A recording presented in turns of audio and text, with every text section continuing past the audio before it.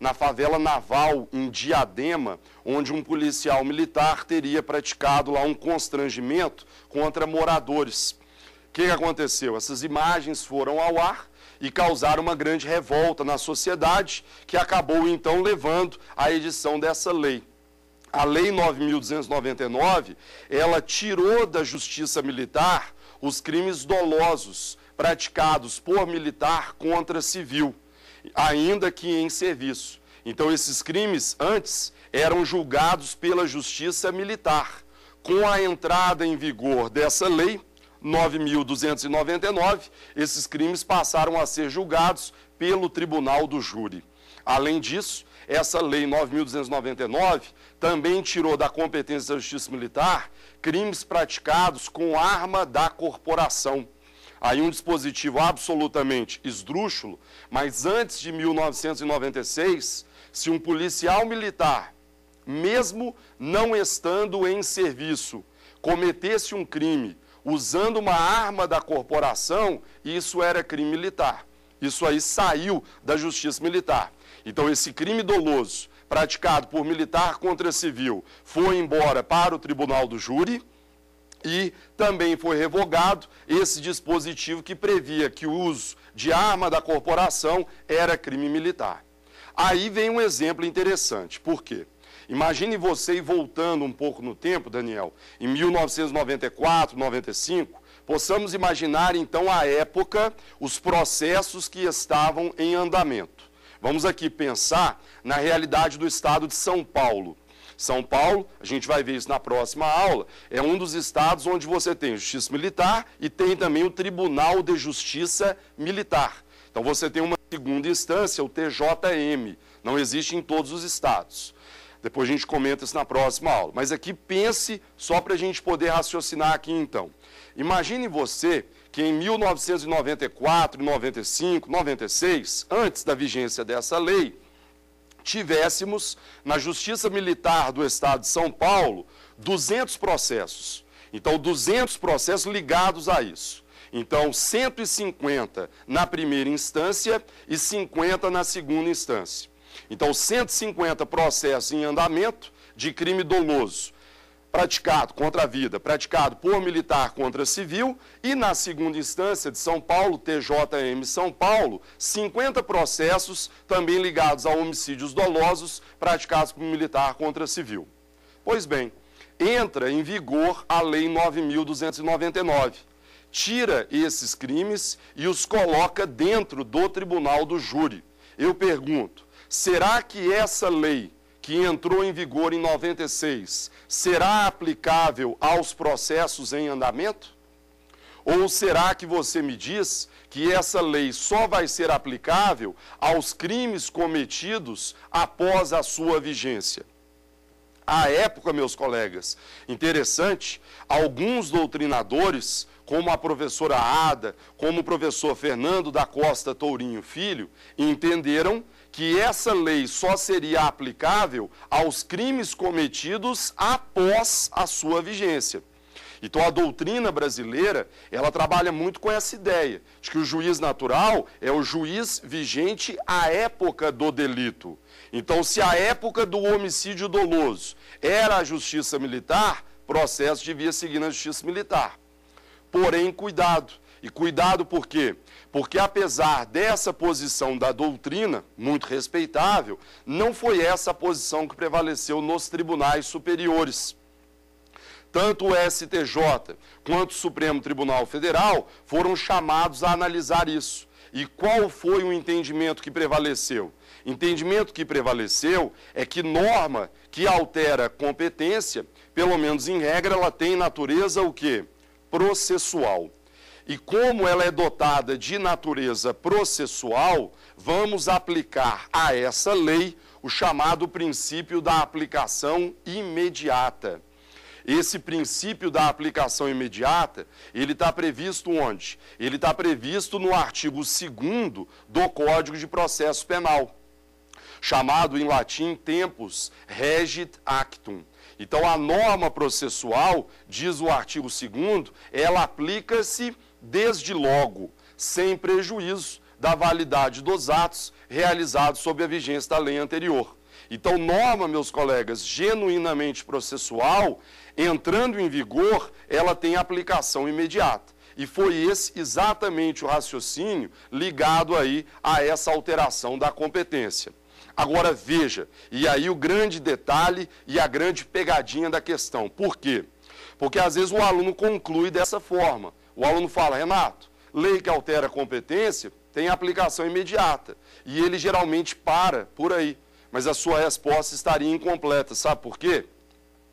O exemplo que eu dei é bem interessante, porque eu disse 150 processos na Justiça Militar de primeira instância e 50 processos no Tribunal de Justiça Militar.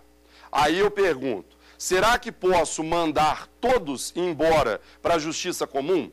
Será que aqueles que estavam na primeira instância podem ir embora para o Tribunal do Júri?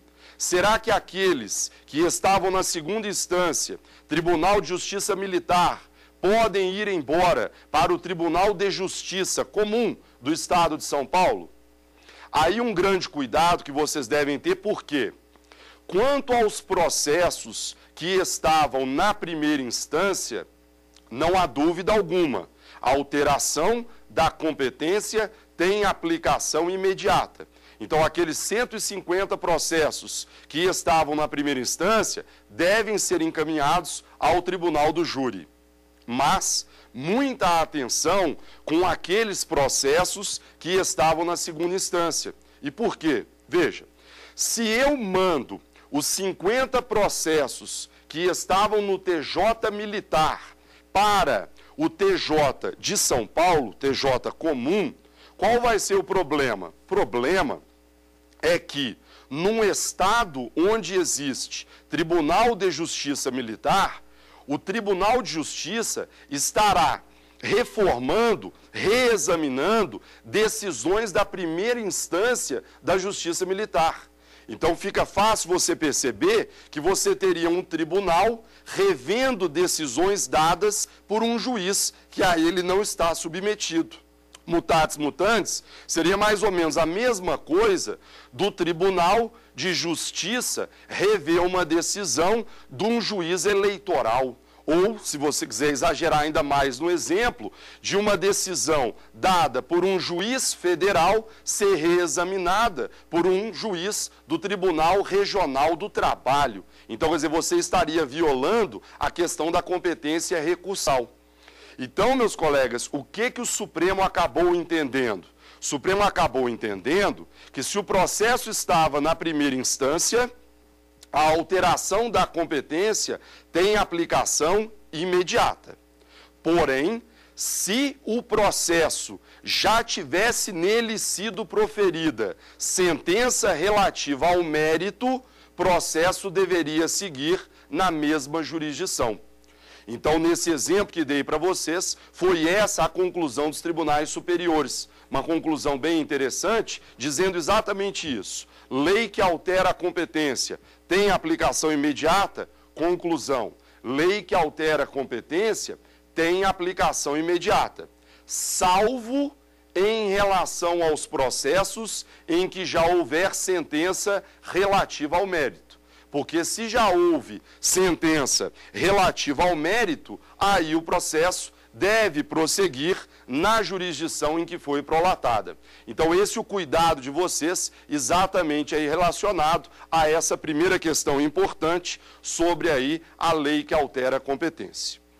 Um segundo ponto, relacionado também ao princípio do juízo natural, que selecionei para comentar com vocês, e bastante atual, é exatamente qual? Diz respeito à convocação de juízes de primeiro grau para substituir desembargadores. O aluno pergunta, Renato, mas isso tem acontecido? Tem. Tem sido algo muito comum, vou até ser bastante sincero, às vezes é até mais difícil você ser julgado por um desembargador do que por um juiz de primeira instância. Infelizmente, por conta da enxurrada de recursos aí, os tribunais se veem abarrotados de processos e acabam sendo obrigados a convocar juízes de primeiro grau, para atuar na segunda instância. E aí, meus colegas, uma discussão muito atual. Será que isso é possível? Será que eu posso pegar um juiz de primeiro grau e levá-lo para atuar na segunda instância? Cuidado, é um dos temas mais atuais aí sobre o juiz natural. Primeiro ponto importante sobre esse assunto é você entender o seguinte: há previsão legal? Será que há algum dispositivo legal prevendo essa possibilidade de convocação de juízes? A resposta é afirmativa. Cuidado com isso, porque o artigo 118 da Lei Complementar 35/79, que é a Lei Orgânica Nacional da Magistratura, fala exatamente sobre o assunto. Então, o artigo 118 da Lei Complementar 35, ele vai nos dizer que em caso de afastamento do magistrado, do desembargador, por mais de 30 dias, é possível a convocação de juízes escolhidos por decisão da maioria absoluta do respectivo tribunal. Então, veja que há previsão legal dessa convocação. No âmbito da Justiça Federal, também há dispositivo prevendo essa convocação. Basta que vocês deem uma olhada, por exemplo, no artigo 4º da Lei 9.788.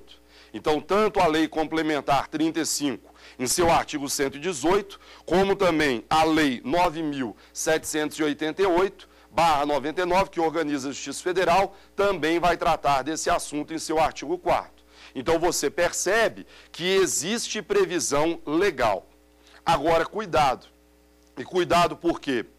Como é que vai ser feita a escolha desse juiz? Porque se eu vou pegar um juiz de primeiro grau e vou convocá-lo para atuar como desembargador, como é que vai se dar a escolha desse juiz? Interessante, sabe por quê? Porque se vocês quiserem depois pesquisar, o Supremo julgou uma a ADI de número 1481. Essa ADI ela foi ajuizada contra o regimento interno aí do Tribunal de Justiça do Espírito Santo. Lá se previa que o desembargador a ser substituído escolheria o juiz a atuar como substituto. Então vejam vocês que eu, desembargador, ao se afastar por 30 dias, eu indicaria o juiz que iria me substituir. O Supremo Tribunal Federal julgou essa ADI e aí reconheceu que não seria possível que o substituído escolhesse o seu substituto. Não sei se vocês se recordam o que eu disse sobre o juiz natural. Deve haver uma regra taxativa impedindo qualquer o quê? Discricionariedade. Eu não poderia deixar nas mãos do desembargador a possibilidade de escolher seu substituto. Então vejam vocês que o Supremo Tribunal Federal reconheceu nessa ADI de número 1481 que é possível sim a convocação de juízes, mas desde que essa convocação obedeça critérios objetivos pré-determinados. Então não podemos permitir que essa convocação se dê por um sistema de voluntariado. Não podemos permitir que essa convocação se dê por escolha do desembargador que vai se afastar. Agora, observando-se os parâmetros da Lei Complementar 35, é perfeitamente possível essa convocação, desde que haja critérios objetivos pré-determinados. E para concluir esse assunto, chamo sua atenção também para o recurso extraordinário julgado agora, no finalzinho de 2010. Recurso extraordinário de número 597-133. Nesse importante julgado, aí relatado pelo ministro Ricardo Lewandowski, o Supremo Tribunal Federal entendeu que não há violação ao juiz natural quando uma turma é composta por maioria de juízes convocados. Porque essa também foi uma tese que surgiu. Alguns começaram a dizer que você poderia até convocar um juiz de primeiro grau, mas desde que a turma ou câmara fosse composta em sua maioria por desembargadores. O Supremo rechaçou esse argumento. O Supremo entendeu que é possível, sim, que uma turma seja composta por maioria de juízes convocados, desde que, insisto, haja critérios objetivos pré-determinados. Esse julgado vale a pena ser lido por vocês, porque o Supremo analisou, primeiro, a questão da garantia da razoável duração do processo, e entendeu que essa convocação, ela vem ao encontro dessa garantia, exatamente para permitir que os julgamentos sejam proferidos pela segunda instância de maneira mais rápida. O Supremo entendeu que não há violação ao juiz natural, porque há a observância de critérios objetivos pré-determinados. E o Supremo também fez... Aí, mesmo que não se conclua nesse sentido, o Supremo entendeu que seria necessário fazer uma ponderação de valores com a segurança jurídica. Essa convocação de juízes é uma realidade em vários estados. Então, se o Supremo entendesse que não era possível essa convocação, milhares, mas eu digo isso mesmo, milhares de decisões judiciais teriam que ser anuladas. Então, fazendo essa ponderação com a segurança jurídica, o Supremo Tribunal Federal acabou entendendo que seria perfeitamente possível essa convocação, ainda que a turma ou Câmara atuasse com maioria de juízes convocados. Uma última questão, meus amigos, bastante atual, que selecionei para discutir com vocês sobre o juiz natural, é exatamente qual? Diz respeito à especialização de varas no combate à lavagem de capitais. Esse é um outro tema bastante atual e que até pouco tempo atrás, bastante controvertido. A Justiça Federal, ela fez uma pesquisa no ano de 2001, 2002 e concluiu-se que nem todos os juízes federais já tinham julgado crimes contra o sistema financeiro e crimes de lavagem de capitais. Entendeu-se, então, pela necessidade de se criar varas especializadas no combate à lavagem de capitais. O que acontece? O Conselho da Justiça Federal, ele edita uma resolução, a resolução de número 314. Então, o Conselho da Justiça Federal, ele edita essa resolução 314, orientando os tribunais regionais federais a criarem varas especializadas no combate à lavagem de capitais. O que realmente acontece? Nosso telespectador, nosso aluno pode pesquisar e perceberá que em cada um dos 5 tribunais regionais federais foram criadas varas especializadas. Então o TRF, por exemplo, de São Paulo, terceira região, especializou uma vara lá em São Paulo, especializou uma vara em Campo Grande. Então varas especializadas foram aí colocadas especificamente para julgar crimes contra o sistema financeiro e crimes de lavagem de capitais. Aí, mais uma vez, surgiu a polêmica e a controvérsia. Será que é possível que um tribunal regional federal crie varas especializadas no combate à lavagem de capitais? Cuidado, o tema, mais uma vez, foi parar no Supremo Tribunal Federal e o Supremo concluiu que é perfeitamente possível a especialização de varas. Primeiro porque há previsão legal. Se você pegar o artigo 12 da Lei 5.010/66, o artigo 12 da Lei 5.010/66 expressamente autoriza que os tribunais regionais federais especializem varas. E, gente, parênteses aqui com vocês, nada mais eficiente e razoável do que a especialização de varas. A gente sabe hoje que a criminalidade é uma criminalidade muito específica e é importante que tenhamos delegados especializados para investigar esses delitos, procuradores da República e também juízes, que tenham um conhecimento mais aprofundado sobre esse tipo de delito. O Supremo Tribunal Federal, então, ele é chamado a analisar essa questão e acaba concluindo, então, que essa especialização de varas seria perfeitamente constitucional. Vale a pena vocês conferirem o decidido aí pelo Supremo no HC 86.660.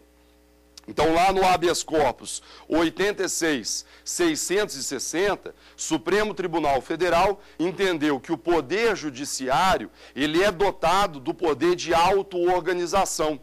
E, sobretudo, considerando que há o artigo 12 autorizando a especialização de varas, o Supremo entendeu que não há qualquer problema se o Tribunal Regional Federal cria uma vara especializada. O Supremo até entendeu que a resolução do Conselho da Justiça Federal, ela teria extrapolado seus limites, porque o Conselho da Justiça Federal, ele só tem competência para regulamentar questões orçamentárias e de natureza administrativa. Porém, a despeito aí da inconstitucionalidade da resolução do Conselho da Justiça Federal, acabou-se entendendo que as resoluções dos tribunais regionais federais seriam perfeitamente válidas. Mais uma vez, uma decisão aí que ela trouxe uma certa segurança para a comunidade. Por quê? Porque, mais uma vez, inúmeras sentenças tinham sido proferidas por esses juízes. Então, quer dizer, se o Supremo concluísse pela ilegalidade dessas varas especializadas, por uma violação ao princípio do juiz natural, teríamos inúmeras decisões judiciais anuladas. Felizmente, o Supremo Tribunal Federal, e a meu ver de maneira muito acertada, concluiu então que os tribunais regionais federais podiam criar varas, podiam e podem criar varas especializadas, porque está dentro do poder de auto-organização do Poder Judiciário e também porque há a previsão legal, o artigo 12 da Lei 5.010/66 trata expressamente sobre o assunto. Então, meus colegas, essa é a ideia do princípio do juiz natural. Vejam vocês, então, a grande importância desse assunto. Porque, na verdade, a partir dessa noção do princípio do juiz natural, você passa a entender a importância do estudo da competência criminal. Competência essa que, veja você, ela é bastante vasta, né? Tem um campo muito extenso. Porque na hora de você definir qual é o juiz competente, só para dar um exemplo, possamos imaginar aqui, ó, que na esplanada dos ministérios um crime seja cometido. Aí você se pergunta, Renato, esse crime foi cometido, quem vai julgá-lo? Cuidado, você tem que passar por vários passos aí. A doutrina até nos dá um guia de fixação de competência. Primeiro, você deve se perguntar qual é a justiça competente. Então, será que é julgado pela federal, pela estadual, pela militar, pela eleitoral? Qual é a justiça? 2, você deve se perguntar, o acusado tem foro por prerrogativa de função? Importante, nosso 5º encontro vai ser sobre isso. Algumas pessoas, por conta das funções desempenhadas, têm foro previsto na Constituição Federal. Então, você deve ficar atento a isso. O 3º ponto é você se perguntar, qual é a comarca competente? Também é importante, o estudo da competência territorial deve ser feito por vocês. Lembrando que, em regra, o foro competente é o local da consumação do delito. Depois de sabermos a justiça competente, se o acusado tem foro e a comarca competente, também vale a pena estabelecer aí a competência de juízo. Ou seja, você deve se perguntar qual é a vara competente.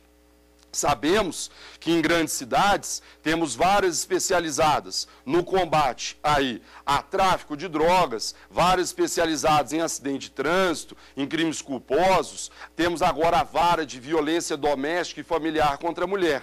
Então também é importante você verificar se não há um juízo especializado para julgar aquele delito. Depois, o seu próximo passo é perguntar qual é o juiz competente. Lembre-se aí que deve haver uma distribuição entre os juízes, é o que me referi antes. E o último passo, meus colegas, é você se perguntar sobre a competência recursal.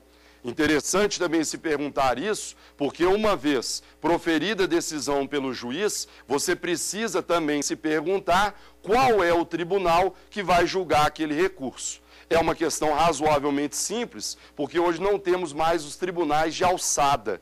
Antigamente, quando tinha-se o tribunal de alçada, aí tinha que estudar o tribunal de alçada e também a competência do TJ. Hoje não mais, então basta saber aí se vai ser o Tribunal de Justiça, se vai ser uma turma recursal, se vai ser o Tribunal Regional Federal.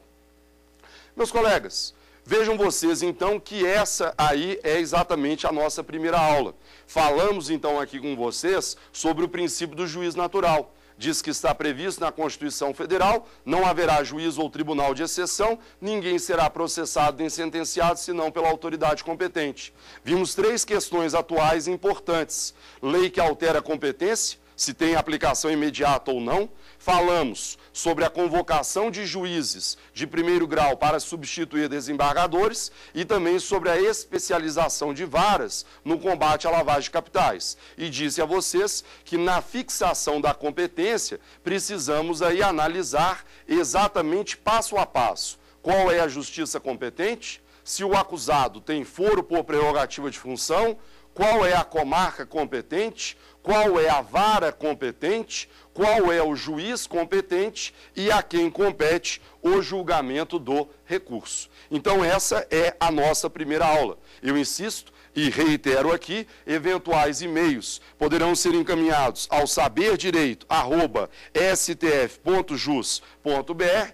e nosso colega que eventualmente tenha perdido esse nosso primeiro encontro poderá assistir a aula novamente no www.youtube.com/saberdireitoaula.